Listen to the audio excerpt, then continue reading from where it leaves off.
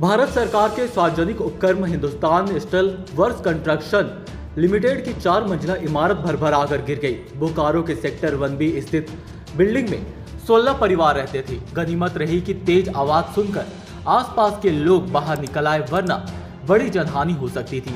हादसे के बाद कॉलोनी के लोग खुले आसमान के नीचे रहने को मजबूर है। किसी का सामान मलबे में दबा है तो कई पेड़ के नीचे बिस्तर लगाकर बैठे हैं। स्थानीय लोगों का आरोप है कि बिल्डिंग की हालत लंबे समय से खराब चल रही थी, लेकिन मरम्मत के नाम पर किसी का कोई ध्यान नहीं था। वहीं HSCL का कहना है कि कई वर्ष पहले ही डैमेज बिल्डिंग का नोटिस सभी को दे दिया गया था। धनबाद के सांसद ढुल्लू महतो ने मौके पर पहुंचकर जांच की मांग की और कहा कि HSCL प्रबंधन को जवाब देना होगा। यह हादसा केवल एक दीवार की गिरने का नहीं, बल्कि सरकारी लापरवाही और सिस्टम की जर्जर सोच की प्रतीक है। ये BSL का है, HSL का है, ये हम नहीं जानते। हम जानते हैं कि इंसान है ये लोग, जो आज बहुत लंबे समय से, अभी हमारे एक चाचा जी बोल रहे थे कि BSL प्लांट को हमने अपने कंधे पर ईंट ढोकर बनाया है।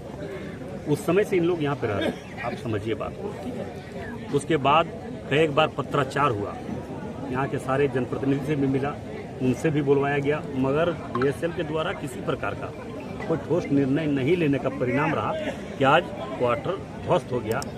चलिए, भगवान ऊपर वाला था कि कोई हताहत हादसा, बड़ी हादसा नहीं हुई, मगर क्वार्टर धंसा।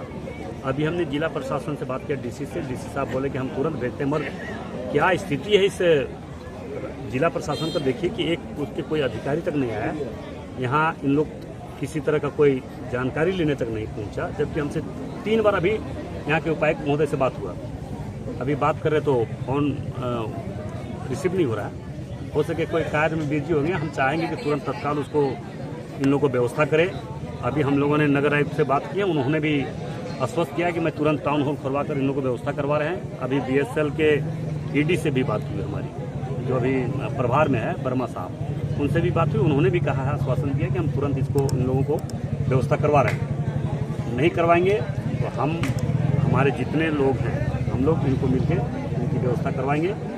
और अगर कल तक, परसों तक अगर इन लोगों की व्यवस्था नहीं हुआ तो BSL के जो भी, चाहे कमेटी हॉल हो या होटल हो, उनमें जाकर रखवाने का काम करेंगे। सांसद महोदय, चाहे BSL का क्वार्टर हो चाहे HSL का, हर या होटल हो, उनमें जाकर रखवाने का काम करेंगे। सांसद महोदय, चाहे BSL का क्वार्टर हो चाहे HSL का, हर सेक्टर में डैमेज हो चुके हैं। निश्चित तौर पर डैमेज हुआ है। अब BSL को हमने भी कई बार बोले हैं कि जो डैमेज क्वार्टर उसको रिपेयरिंग करवाइए, जो रिपेयरिंग रहा है क्वार्टर रिपेयरिंग कराइए। नहीं तो जो लीज पर लिया हुआ है, जो पैसा दे के लिया हुआ है, वो तो BSL प्रबंधन को देना है। और BSL प्रबंधन को कई बार हम लोगों ने बोला, इसके लिए कई बार आंदोलन भी किया, मगर किसी तरह का कोई सुनवाई नहीं हो रहा है। लगता है BSL इंतजार कर रही है कोई बड़ी दुर्घटना हो। हाँ, बड़ी दुर्घटना का इंतजार कर रहे हैं। इंतजार किया तो फिर वैसे लोग बचेंगे नहीं, उस पर मुकदमा होना चाहिए।